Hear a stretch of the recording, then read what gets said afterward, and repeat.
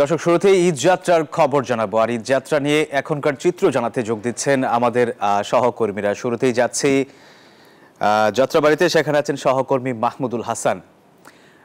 দর্শক, তিনি এই মুহূর্তে রয়েছেন বিমানবন্দরে। মাহমুদ, জানাবেন এই মুহূর্তের পরিস্থিতি কি দেখছেন এবং বাড়তি ভাড়া বা অন্য কোনো কিছুর দেখতে পেরেছেন কিনা জানাবেন আমাদের।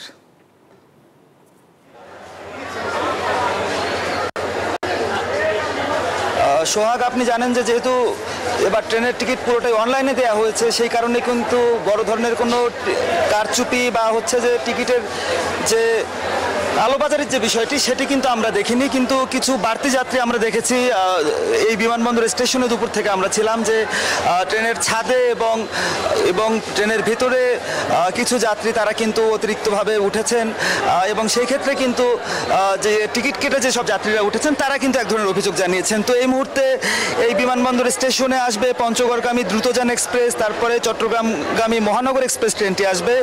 প্রতিটি ট্রেনই কিন্তু মোটামুটি নির্ধারিত সময়ে আসার কথা। এছাড়া লালমনি এক্সপ্রেস সেটি কিছুক্ষণের মধ্যে কমলাপুর স্টেশন থেকে এখানে কিন্তু আসবে এবং কক্সবাজার এক্সপ্রেস যে ট্রেনটি যেটি কক্সবাজারের উদ্দেশ্যে যাবে সেটি 12:15টার সময় আসার কথা রয়েছে।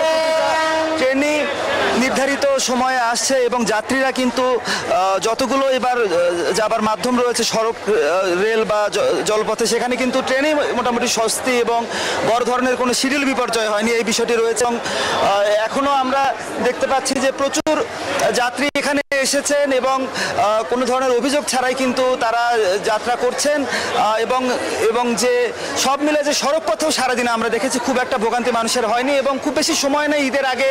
তো নারীর টানে বাড়ি ফিরছেন যারা, তারা কিন্তু মোটামুটি এক ধরনের স্বস্তি যাত্রাই করছেন ট্রেনে। সোহাগ।